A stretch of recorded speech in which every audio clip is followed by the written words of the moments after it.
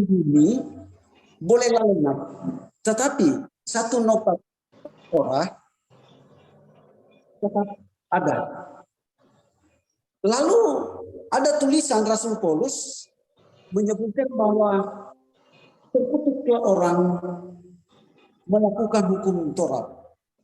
Nah, apa yang disampaikan oleh Isa Masih itu Taurat, dan pada saat itu masih dalam bentuk loh batu yang dibacakan di rumah-rumah ibadah orang-orang Yahudi. Kenapa ada perkataan terkutuklah orang melakukan hukum Taurat? Yang dimaksudkan ini bahwa manusia tidak mampu kalau hanya memandang Taurat itu secara letter huruf manusia. Jangan menyembah patung, jangan ada padamu Allah lain, jangan mencuri, jangan bersaksi dusta, jangan mengini istri orang lain dan sebagainya, bla bla. Kita pegang perintah Allah. Kita tidak mampu. Tetapi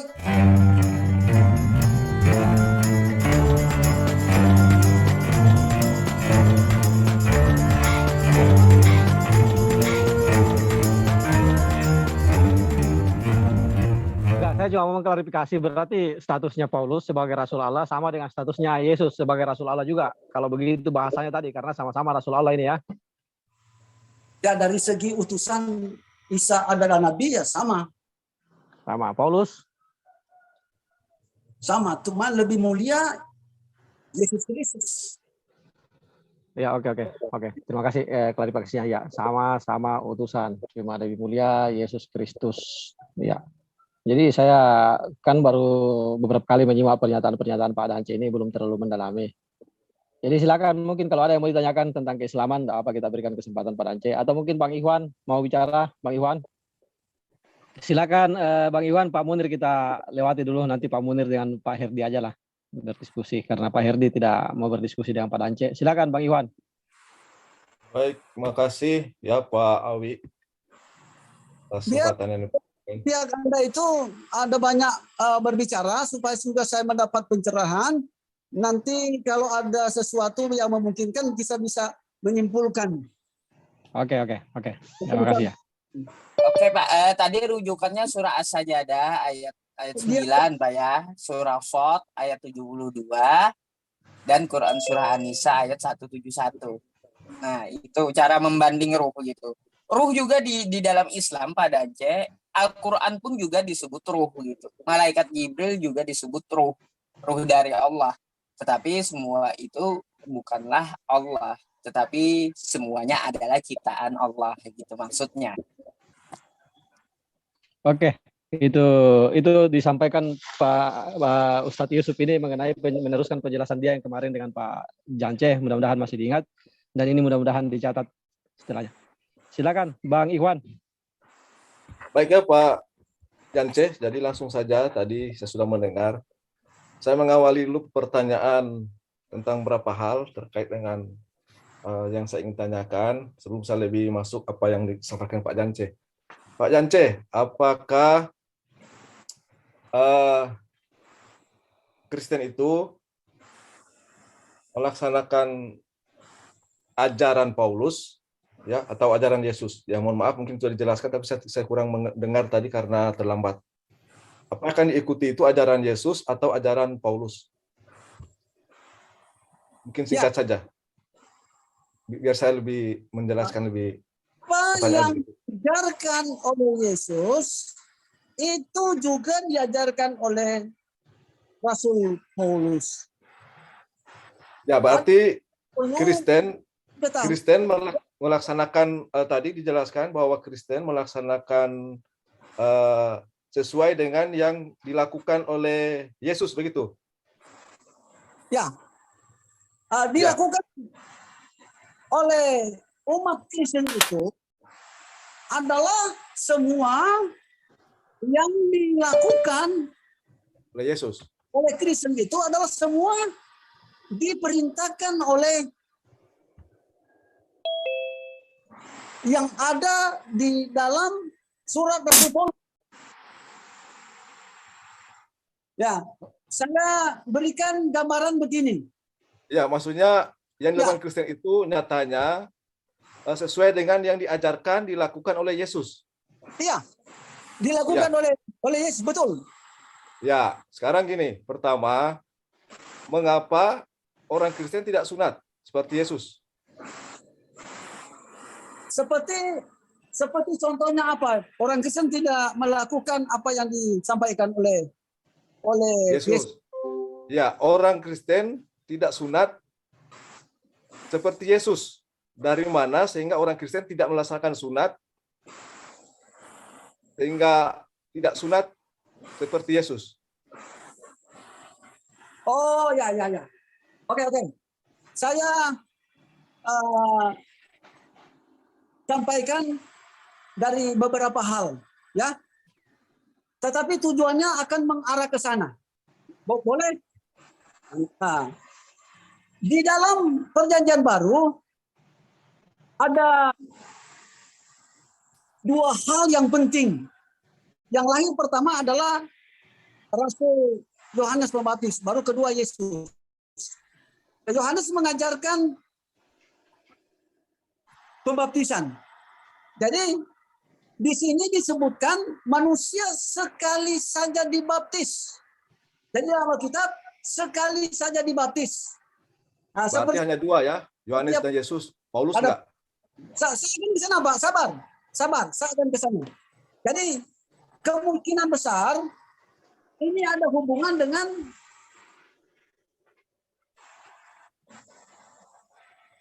segala sesuatu yang dilakukan oleh Isa Al-Masih atau Yesus Kristus adalah sesuatu yang permanen, seperti sunat.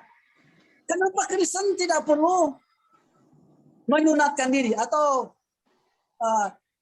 istilahnya sekarang potong kulit katan untuk pria. Jadi itu telah dilakukan oleh Yesus Kristus, maka Kristen tidak perlu, karena dia adalah jalan membuka jalan. Dia telah tanggung semua. Jadi tidak perlu. Kristen itu tinggal berjalan berdasarkan hati. Jadi ada kata sunat hati. Artinya berdasarkan kepemimpinan Roh Kudus. Oke, silakan. Jadi begini, Pak. Rasul Paulus mengajarkan baptisan hanya sekali baptis khusus orang Kristen itu. Sesudah itu tidak ada lagi cuci tangan atau hal-hal yang berhubungan dengan itu. Satu kali baptis. Sesudah itu tidak ada lagi pembaptisan kedua. Oke, poinnya sudah dimengerti Pak Jante Muhammad, langsung silakan. Kristen tidak perlu disunat untuk tidak perlu disunat, berarti satu ya, saya sudah menemukan jawaban bahwa Kristen tidak sunat. Iya, Pak Yance. Ya, berarti saya sudah menemukan jawaban. Intinya Pak Yance menjawab bahwa terkait sunat Kristen tidak mengikuti Yesus ya. Coba tunjukkan dalilnya sehingga Kristen itu tidak perlu sunat. Begini Pak. Dalilnya tunjukkan di layar. Itu masalah dalil. Itu ada hubungan dengan ungkapan Rasul Paulus. Paulus.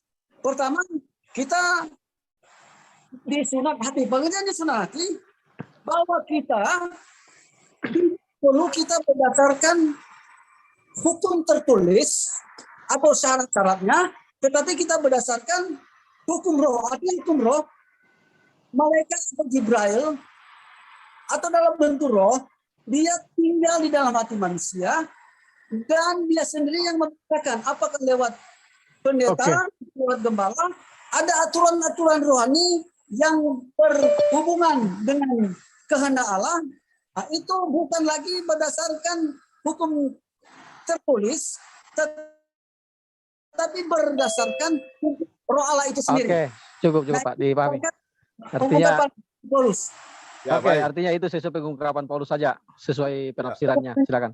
Baik, ya, berarti ini sudah semakin perjelas ya, bahwa tadi Bapak mengatakan bahwa Kristen mengikuti apa yang diajarkan Yesus dan khusus sunat Kristen tidak mengikuti sunat lagi karena sesuai dengan titah Paulus, ya, seperti Ya. yang Bapak jelaskan. Nah, berarti ini di poin ini Bapak tidak mengikuti apa yang dilakukan oleh Yesus, tapi mengikuti apa yang dilakukan oleh Paulus. Nah, sehingga di dalam riwayat Paulus, ya, dijelaskan nih di Galatia 5:2, Paulus ini membatalkan sunat. Sesungguhnya aku Paulus berkata kepadamu, jikalau kamu menyunatkan dirimu, Kristus sama sekali tidak akan berguna bagimu. Nah, tentu ini belum tentu Yesus sepakat dengan ini. Ya, ini hanya perkataan daripada si Paulus. Maka dalam hal ini, poin ini, Pak Yance, berarti Pak Yance mulai gugur ya pernyataan Pak Yance tadi bahwa Kristen itu mengikuti apa yang dilakukan oleh Paulus. Tapi kalau orang Islam, ya sudah pasti mengikuti ajaran para nabi, termasuk apa yang dilakukan oleh Yesus sunat. Ya. Selanjutnya, untuk tentang apakah Kristen benar-benar mengikuti Paulus atau Yesus, ya dapat saya tampilkan ini kepada Pak Yance. Ada perbedaan prinsip terkait dengan ajaran Paulus dan Yesus itu sendiri. Ya, kita silakan perhatikan ini. Pertama, ya saya membuat ada 10 pokok ya, beda ajaran Yesus dan Paulus. Pertama, ajaran Yesus adalah utusan Tuhan ya. Yesus tidak pernah meminta disembah dan dituhankan. Ini bisa dilihat perbedaannya ya, agar bisa kita memisahkan antara mana perbedaan ajaran Yesus dan ajaran Paulus. Matius 15:4, Yesus sudah tegas mengatakan, aku diutus hanya kepada domba-domba yang hilang dari umat Israel. Kemudian Yohanes 11:42, Yesus mengatakan, ya, inilah hidup yang kekal. Ya, hidup yang kekal. Bahwa mereka mengenal Engkau satu-satunya Allah yang benar, ya, la ilaha illallah, dan mengenal Yesus Kristus yang telah Engkau utus, ya, Yesus Rasulullah. Ya, ini la ilaha illallah dan Yesus Rasulullah artinya pada zaman itu. Ya, tidak mengenal lain-lain, hidup yang kekal pada zaman kenabian Nabi Isa. Ya, ini tolong diperhatikan nih. Kemudian aku berkata kepadamu, sesungguhnya seorang hamba tidak lebih tinggi daripada tuannya, ataupun seorang utusan daripada dia yang mengutusnya. Aku berkata kepadamu, sesungguhnya barang siapa menerima orang kuutus, ia menerima aku. Dan barang siapa menerima aku, ia menerima dia ya yang mengutus aku. Ya. Di Yohanes 14:28, Bapa lebih besar daripada aku, ya. Itu kata Yesus. Jadi jelas di sini terlihat bahwa Yesus itu tidak ada bedanya dengan para nabi sebagaimana diimani oleh orang Islam. Terkait dengan Yesus dan utusan ini, tentu mari kita fokus apa yang dikatakan oleh Yesus. Jika Pak Jance benar-benar mencintai Yesus, ya, agar cinta itu bisa kesampaian, ya, tidak salah alamat. Ya, perhatikan terkait dengan itu, ajaran Paulus justru Yesus adalah Tuhan. Di dalam 1 Korintus 8:6, Paulus mengatakan, namun bagi kita hanya ada satu Allah saja. Ya, kata Paulus, yaitu Bapa, yang daripadanya berasal sesuatu yang untuk dia kita hidup. Dan satu Tuhan saja. Di sini Paulus sudah menyebutkan yaitu Yesus Kristus. Ya, padahal Yesus sendiri mengatakan dia bukan bagian dari Tuhan, tapi dia hanya utusan. Di sini Paulus sudah mengawinkan apa yang dikatakan Yesus satu Tuhan, tetapi dia mengatakan satu Tuhan yaitu Yesus Kristus. Ya, Paulus menuhankan, mensejajarkan Allah dan Yesus, 1 Korintus. Ya. Kemudian di dalam Roma 10:9, ini juga ajaran Paulus, sebab jika kamu mengadu dengan mulutmu bahwa Yesus adalah Tuhan dan percaya dalam hatimu bahwa Allah tidak membangkitkan dia dari antara orang mati, maka kamu akan diselamatkan.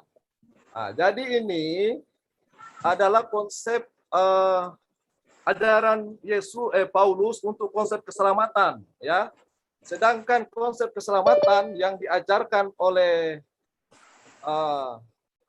Yesus itu berdoa, ya setiap malam dia berdoa di Taman Getsemani. Dia berdoa kalau dalam Islam itu sholat malam ya, sholat tahajud. Ya. Jadi silakan ya khusus terkait dengan poin 1 ini dalam ajaran Paulus ya Kristen, Yesus lebih dipromosikan sebagai Tuhan ketimbang dengan Tuhan yang mengutus Yesus. Ya, bandingkan dengan pernyataan-pernyataan Yesus lebih menonjol Allah sebagai Tuhan yang Maha Esa dibandingkan dengan Paulus yang menonjolkan Yesus. Kemudian perbedaan pokok kedua,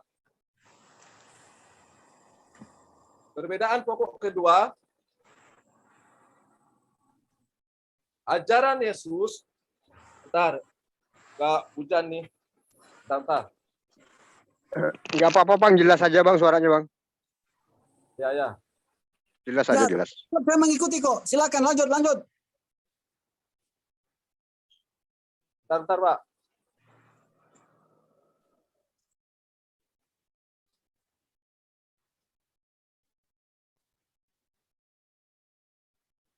Ya, perbedaan pokok kedua, ya. Yesus itu, marilah kita perhatikan bahwa dia benar-benar tidak membatalkan hukum Taurat, ya, Pak. Ya, jangan sampai ada pernyataan bahwa Yesus menyempurnakan hukum Taurat dengan maksud menuhankan Yesus, ya, mengganti hukum Taurat dengan menuhankan Yesus, ya, bukan begitu. Silakan Bapak lihat Kisah Rasul 21 ketika Paulus ke Yerusalem bertemu dengan Yakobus di sana, ya, mereka rajin memelihara hukum Taurat, artinya rajin secara nyata melaksanakan hukum-hukum yang terdapat di dalam Taurat, ya, mereka beribadah di bait suci, kemudian mereka tentu sujud sebagaimana diajarkan hukum Taurat. Ya, Yesus tidak membatalkan hukum Taurat. Ya, ini Matius 17 jelas Bapak sudah tahu. Jangan kamu menyangka aku Yesus datang untuk meniadakan hukum Taurat, ya. Datang bukan untuk meniadakannya melainkan menggenapinya. Ya, kata Yesus, sesungguhnya selama belum lenyap langit dan bumi ini, satu iota titik pun tidak akan ditiadakan dari hukum Taurat sebelum semuanya terjadi. Ini bukan berarti tidak ada Yesus mengatakan bahwa hukum Taurat, dia menggenapi hukum Taurat untuk menjadikan dirinya untuk disembah oleh orang Kristen. Ya, ini sangat jelas. Bisa dilihat perbedaannya, ya. Tadi Bapak mengatakan bahwa Bapak Jance melaksanakan sesuai dengan ajaran Yesus. Nah, ini ajaran Paulus. Apakah Bapak mengikuti Yesus atau Paulus? Ya, kamu tahu bahwa tidak seorang pun yang dibenarkan, ya, oleh karena melakukan hukum Taurat, tetapi hanya oleh karena iman dalam Kristus Yesus. Ya, ini bayangkan saja ini. Ini hukum Taurat ini adalah pedoman kitab Allah yang Allah turunkan kepada Nabi Musa.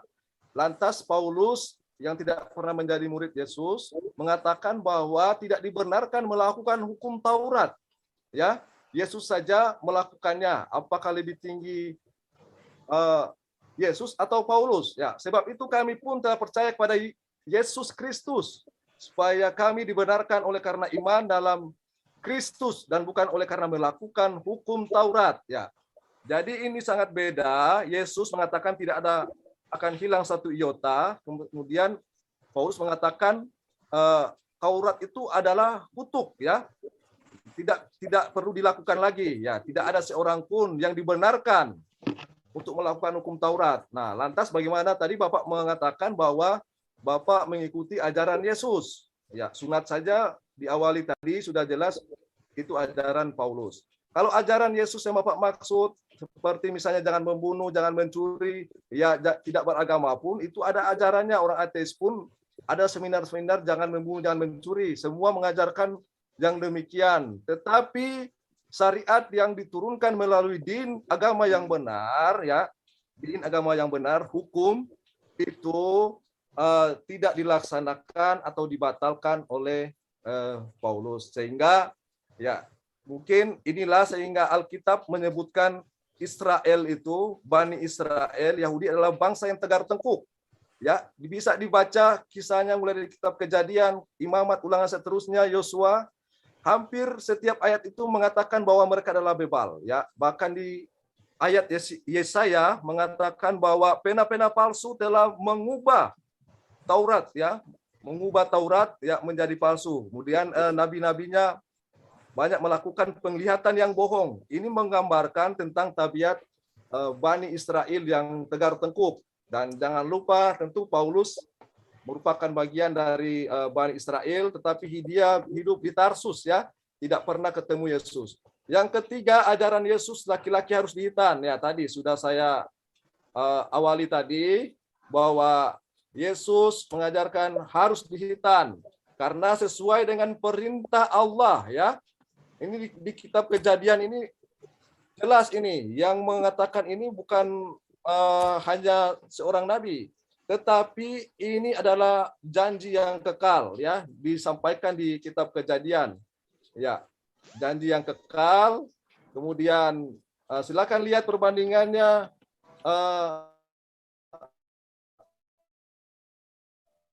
apakah ya Bapak lebih percaya Paulus dibanding dengan Allah dan Yesus ya. Ini dijelaskan. Sebab bagi orang yang ada di dalam Kristus, hal bersunat tidak mempunyai suatu arti ya. Hanya iman bekerja oleh kasih ya. Berarti tidak perlu ada perbuatan-perbuatan dilakukan menurut ajaran Paulus. Hanya iman saja sehingga tidak perlu bersunat. Sebab bersunat atau tidak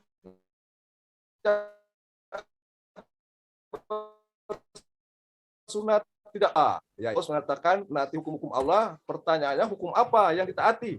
Ya, sedangkan sunat saja dibatalkan oleh Paulus. Perbedaan keempat, Yesus mengatakan tidak ada dosa waris ya. Ketika Yesus melihat hal itu, ia marah dan berkata kepada mereka, biarlah anak-anak itu datang kepadaku, jangan halangi mereka, sebab orang-orang seperti itulah empunya kerajaan surga. Jadi setiap manusia yang lahir, Pak Jance, mereka adalah suci, tidak membawa dosa waris, baik perbuatan Adam maupun dosa waris dikatakan sebagai tempat atau manusia berdosa dengan karakter yang cenderung pada keburukan.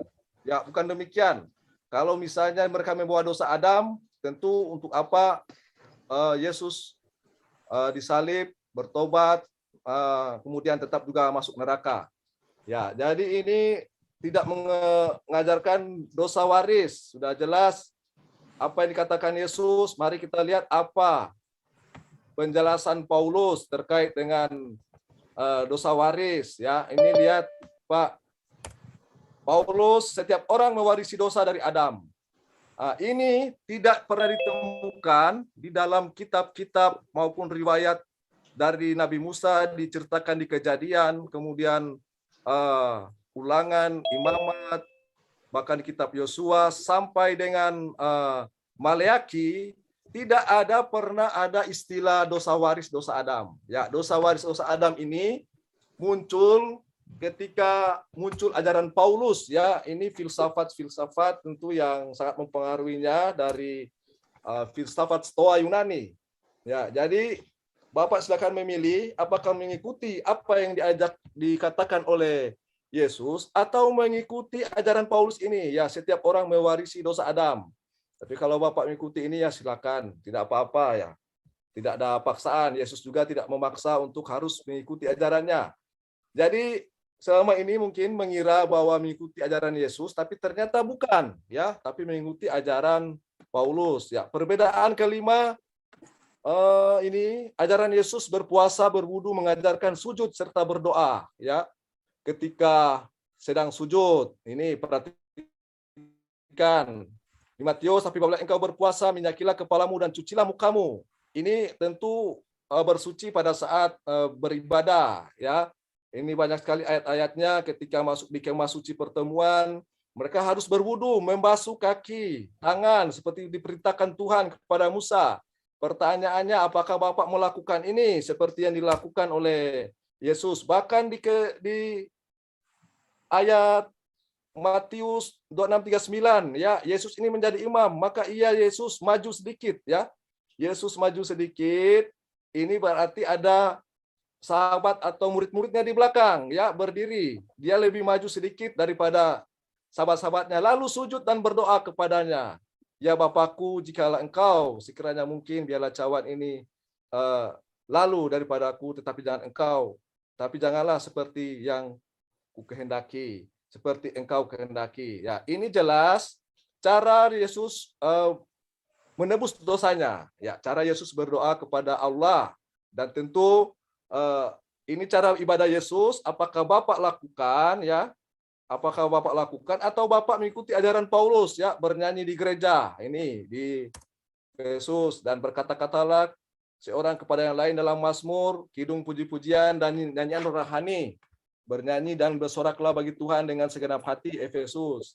Ya, kemudian di Kolose juga ini ada ajaran Paulus, nyanyian rohani, mengucap syukur ya dalam hati. Tapi ini tentu bertentangan dengan diajarkan Yesus.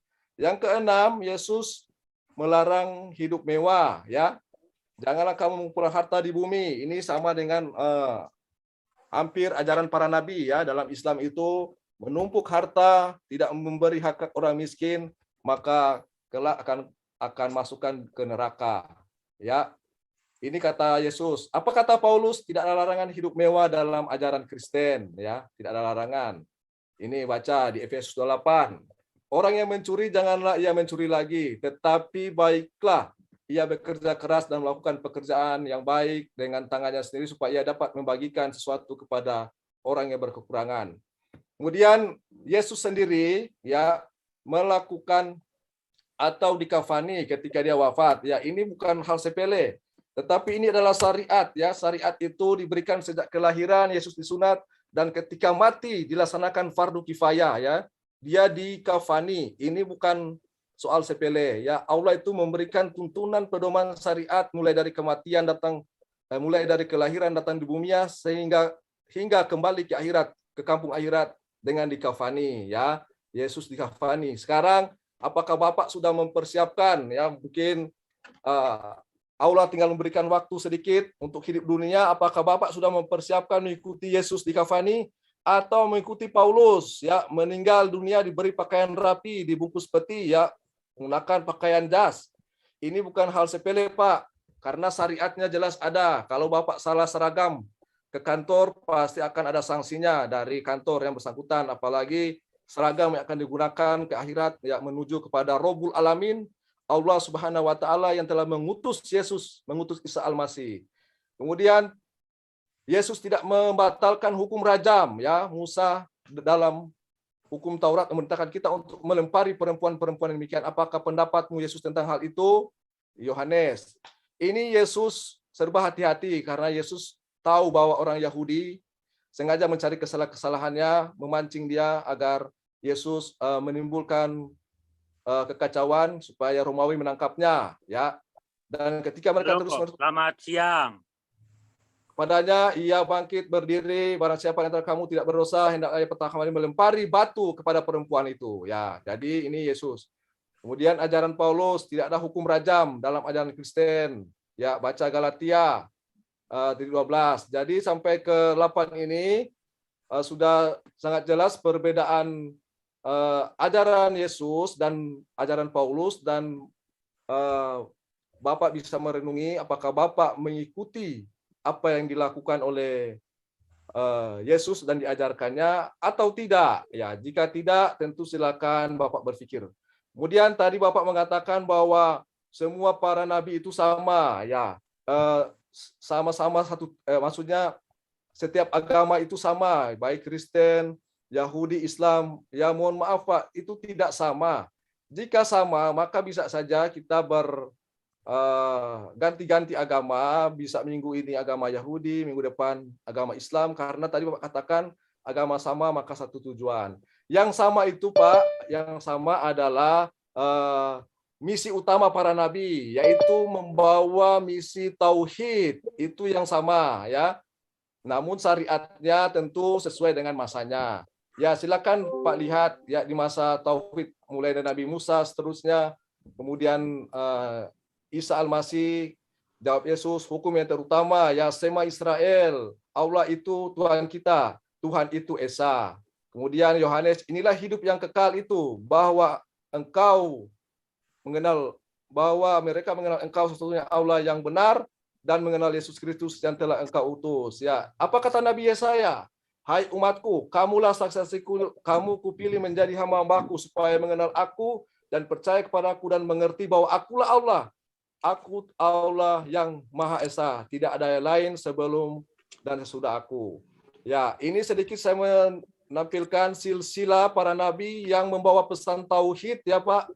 Ini yang mulai dari Adam, kemudian seterusnya Ibrahim, Ismail, Ishak, Yakub, Musa, Daud sampai dengan Isa Al-Masih, Nabi Muhammad. Mereka ini wajib diimani oleh orang Islam. Ya, dalam Al-Baqarah 136 katakanlah kami beriman kepada Allah dan kepada apa yang diturunkan kepada kami dan kepada apa yang diturunkan kepada Ibrahim, Ismail, Ishak, Yakub, anak cucunya dan kepada apa yang diberikan kepada Musa dan Isa serta apa yang diberikan kepada nabi-nabi dari Tuhan mereka. Ya, apa yang diberikan itu tentu pesan utama adalah tauhid, Pak. Ya, tauhid. Jadi tauhid ini Allah tidak ada pendamping, ya. Tidak berinkarnasi, tidak ada yang sejajar dengannya. Tadi sudah dijelaskan oleh saudara saya Muslim bahwa ruh itu bukan Tuhan. Segala makhluk hidup baik hewan maupun manusia semuanya ditiupkan ruh dari ciptaan Allah Subhanahu wa taala tanpa terkecuali.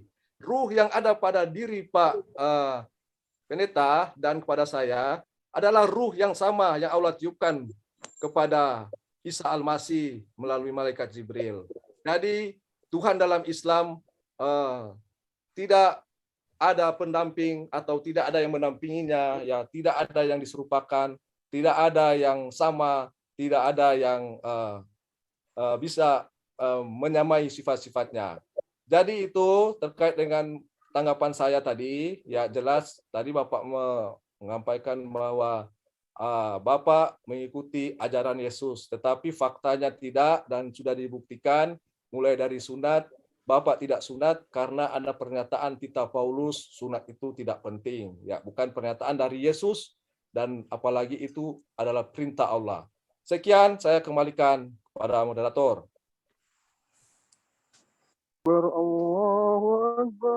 Oke, terima kasih Pak Yance. Mungkin boleh silakan minum air putih dulu. Alhamdulillah, mantap Pak Yance dengan semangatnya. Ya kan? Saya khotbah memang betul-betul berapi-api. Mantap, tidak masalah itu. Selain air putih yang disiapkan, rambut tolong dirapikan lagi sedikit, biar netizen dia. Siap, alhamdulillah. Terima kasih Pak Yance. Silakan. Mohon moderator jangan ketawa. Assalamualaikum warahmatullahi wabarakatuh. Waalaikumsalam warahmatullahi wabarakatuh. Waalaikumsalam warahmatullahi wabarakatuh. Moderator enggak boleh menyinggung masalah pribadi, itu rambut pribadi loh ya. Enggak apa-apa. Saya mau menyembuhkan, mau tanggapi sedikit, Pak. Ya, sebentar kita kembalikan ke Bang Iwan dulu, nanti ada yang rese juga, ada tadi Bang. Kenapa Bang Anu ini sudah tutup resenya? Oh, keluar kah? Kang Ade. Silakan Bang Iwan, menyimak sekali tadi. Ya, baik Silakan Pak dulu. Yance ya. Terima kasih atas tanggapannya luar biasa. Tapi tadi ada yang menarik di awal-awal tadi Pak Yance menampilkan ayat ya tentang tadi ada tapi tidak tuntas. Kalau saya tidak mendengar sempat tadi akhirnya Yesus menjadi satu bla bla bla. Nah, itu coba tampilkan dulu apa itu maksudnya dijelaskan. Ayat Tadi berapa awal. itu? Biar di screen mungkin bisa dibantu. Ayat berapa itu? Ya. Coba Pak baca atau buka. Coba screen di situ Pak. Yang maksud jelaskan apa itu? Yesus menjadi satu tiba-tiba hilang. Yohanes Apa ya? 14 bagian B saja Pak. Tapi tidak apa-apa. Keseluruhan itu. Yohanes 17. Ya. Yohanes 17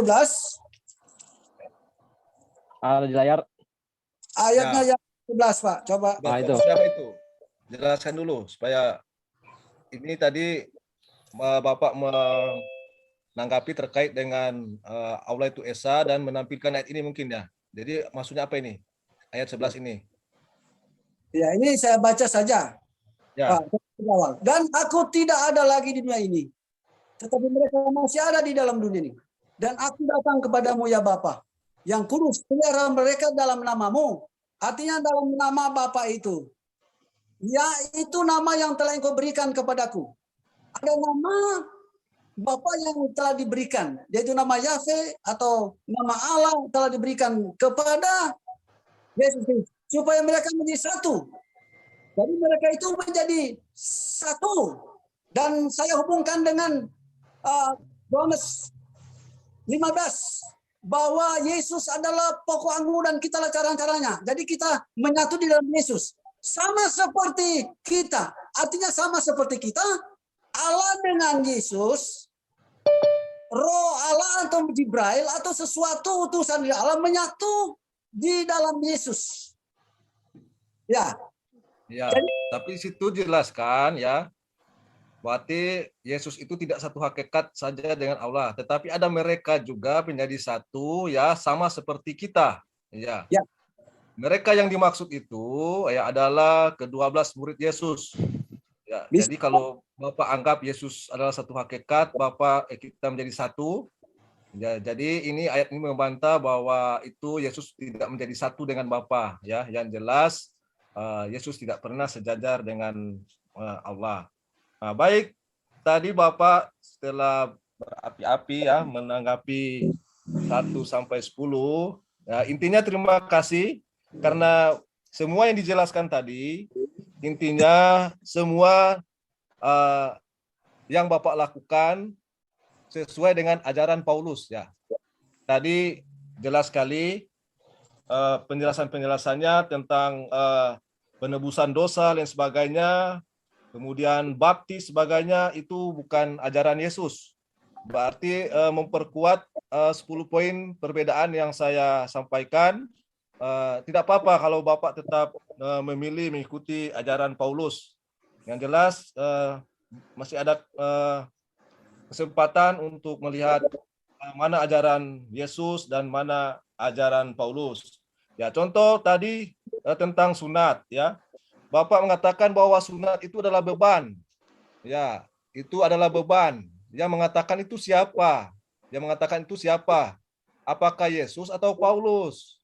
Ya, memang orang-orang Romawi ya sangat takut disunat. Mereka sangat takut disunat sehingga untuk memudahkan orang Romawi mengikuti ajaran Paulus ini, maka mereka katakan sunat ini adalah beban. Jadi sekali lagi ya terkait sunat ini jelas sekali bahwa yang mengatakan sunat itu adalah beban bukanlah Yesus. Nah, ini artinya Bapak mempertegas dan memperjelas kembali bahwa Bapak laksanakan tadi ajaran selama ini sebagai umat Kristen ya mengikuti ajaran Yesus. Ya, terkait dengan wudhu, Pak, ya itu wudhu adalah syariat. Ya, syariat ya berwudhu sebelum melaksanakan sholat. Ya, kalau alasannya sudah mandi, maka inilah namanya melaksanakan ibadah sesuai dengan perintah manusia, bukan berdasarkan perintah Tuhan. Kalau kita disuruh wudhu, ya itulah syariat yang harus kita laksanakan. Walaupun mandi 100 kali, tetapi kalau tidak wudhu, tentu bukan daripada syarat untuk melaksanakan ibadah.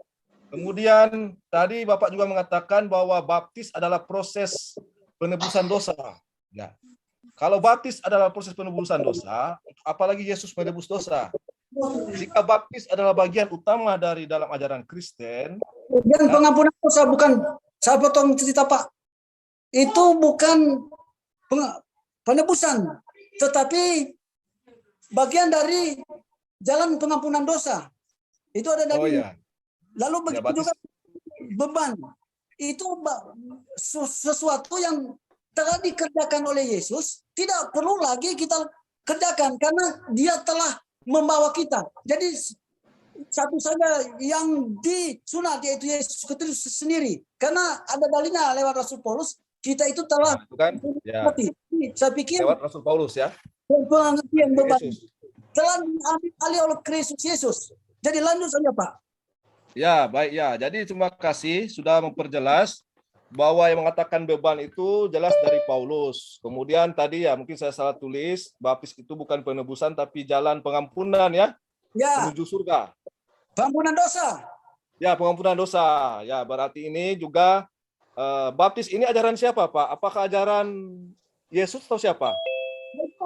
Ajaran sorga, Pak. Yesus Kristus datang di dunia, dia dibaptis. Pembaptis. Siapa membaptisnya? Yohanes. Apakah mungkin manusia membaptis Tuhan? Begini, Kalau manusia itu Nah, saya tanya, apakah Yohanes tidak tahu yang dia baptis adalah Tuhan? apa? Dalam posisi Yesus pada saat itu sebagai manusia. Kan setelah dia dibaptis, Roh Kudus turun. Berarti dia adalah manusia. Roh Kudus turun. Nah, yang turun itu apa? Roh Kudus mengadakan bermacam-macam mujizat. ya, berarti Yohanes lebih tinggi dari Yesus. Dia memegang kepala Yesus saat baptis enggak? Karena ini Yohanes. Oke, sebentar. Saya sela dulu, maaf, moderator sela dulu. Tanggapi aja poin-poinnya dulu Bang Ikhwan, nanti baru berlebar ke situ. Apa-apa yang disampaikan tadi ya. Oke. Tadi ya sampai dengan tadi wudhu yang jelas. Tapi terakhir, cuman jangan sampai semacam tadi baptis itu adalah Oke, sudah dipahami ya. Enggak apa-apa tadi Pak. Ya. Mengucapkan. Kalau salah mengucapkan terpaksa saya ini Iya. Iya, enggak apa-apa, Oke. enggak apa-apa. Baru kemudian Ini sudah sampai di wudhu. Sabar. Ini sudah sampai di wudhu. Silakan. Ya, jelas tadi wudhu. Ya wudhu. Ya sangat jelas Pak Pendeta Jance sudah memperjelas bahwa wudhu itu sudah tidak dilaksanakan karena sudah mandi, ya. Tapi itu tidak alkitabiah, ya, tidak dikatakan oleh Yesus untuk membatalkan wudhu itu, ya, tidak ada penjelasan. Kemudian terkait dengan syariat tadi ya, mati di kafani, juga itu jelas ya dalam Kristen sudah dibatalkan dan tidak ada dalil di dalam ajaran Yesus membatalkan itu. Entah dari mana, karena bagi Bapak lebih baik pakai jas atau baju pengantin apabila meninggal. Nah, tentu ini semakin memperjelas tentu apa yang dilaksanakan oleh Pak Jance, apakah perintah Tuhan atau perintah manusia. Ya, Yesus padahal ketika diutus pada Bani Israel, Pak Jance, dia sangat marah kepada Bani Israel ya, karena Yesus katakan yang kamu jalankan adalah perintah manusia. Ya, adalah perintah manusia. Kemudian 10 perbedaan tadi sudah sangat jelas. Hampir semua Pak Jance mendukung pembatalan apa yang diajarkan oleh Yesus, mendukung apa yang diajarkan oleh Paulus. Yang jelas kesimpulannya sudah jelas. Saya mengucapkan terima kasih kepada Pak Jance. Yang jelas itu sudah memberikan pencerahan ya kepada kami bahwa benar yang dilaksanakan oleh Pak Jance ini adalah ajaran Paulus. Ya, demikian Pak Jance. Jadi ke 10 poin itu saya rangkumkan begini ya. Dahulu kala Taurat itu ada, tetapi tiba-tiba ada Talmud. Talmud ini menyempurnakan Taurat. Jadi ada aturan-aturan yang berdasarkan Talmud itu. Talmud itu berdasarkan Roh Allah, lalu diberikan kepada nabi-nabi dahulu kala. Dan juga Injil telah ada. Lalu ada surat-surat rasul-rasul. Nah, surat ini melengkapi, jadi menyempurnakan. Itu bukan membatalkan, tapi menyempurnakan. Oke, terima kasih Pak Dance. Kesimpulannya kita sudah mengerti. Maaf, Pak. Pakai jubah atau baju pengantin, kafan itu adalah penutup tubuh. Karena pada zaman dahulu mungkin belum ada pabrik jas, Pak. Belum ada lengkap, belum ada sepatu. Ya oke, Pak Dance, maaf, saya serah dulu. Maaf Pak Dance, moderator serah. Karena sudah dimengerti maksudnya dari 10 poin tadi yang disampaikan oleh Bang Iwan. Di sini Pak Dance, kami dapat menyimpulkan bahwa semuanya menerima apa yang dikatakan ajaran Paulus. Artinya memang betul-betul teman-teman Kristen ini mengikuti sepenuhnya apa yang diajarkan Paulus daripada apa yang diajarkan oleh Yesus. Kalau alasannya Pak Dance mengatakan bahwa surat-surat Paulus menyempurnakan Injil, ini nantilah baru kita bahas itu ya. Karena terakhir tadi pernyataan Pak Dance seperti itu. Ini ada yang resen karena Bang Iwan tadi cuma menyampaikan demikian. Setidaknya Bang Iwan memberikan pencerahan pada kita. Selama ini banyak teman-teman Kristen yang mengatakan mengikuti sepenuhnya ajaran Kristus, Tapi di sini Pak Dance memberikan ketegasan bahwa 10 poin yang disampaikan tadi lebih memilih ajaran apa yang disampaikan ajaran Paulus. Tadi Kang Ade Yong tadi ada resen tapi mungkin dia kepental. Silakan Kang Ade, mungkin ada yang mau disampaikan. Di sini ada silakan. Oke, kalau saya tuh melihatnya dari saya tuh mungkin Pak Dance ini melihat sosok Yesus itu kan sebagai anak domba Allah kan begitu. Ya kan Pak Dance ya kan? ya betul kan? Ya. Betul nggak? Oke, betul. Mari kita lihat di Wahyu 5 ayat 7 ya. Lalu datanglah anak domba itu dan menerima gulungan kitab itu dari tangan dia yang duduk di atas tahta itu. Nah, ini Pak Dance yang duduk di atas tahta yang memberikan kitab kepada anak domba itu siapa? Pak Dance katanya anak domba itu yang duduk di atas tahta. Kok ada lagi yang di atas tahta? Jadi anak domba yang mana gitu loh. Wahyu berapa ya tadi tuh? Wahyu 5 ayat 7. Wahyu 5 ayat 7. Oke. Jadi kan Pak sebentar biar saya lengkapi biar mudah untuk dicerna. Begini. Anda kan memahami bahwa yang duduk di atas tahta itu kan anak domba, kan seperti itu.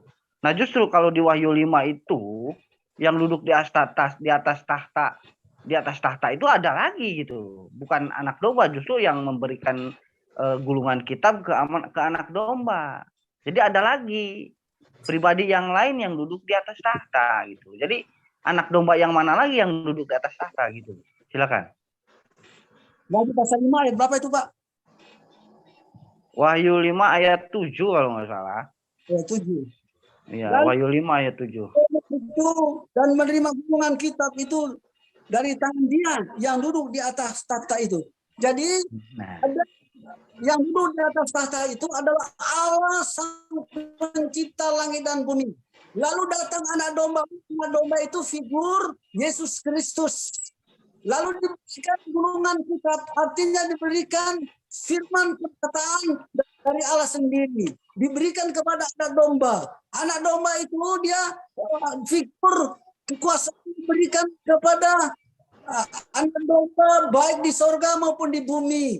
Lalu di bumi dia dalam bentuk Kristus. Dan Kristus itu sebagai roh masuk di dalam roh manusia. Sehingga gulungan itu sebagai firman menerangkan segala sesuatu agar manusia sembah Allah yang asa dan melakukan semua keputusan Allah lewat para rasul-rasulnya. Demikian untuk sementara. Oke, silakan Kang Ade.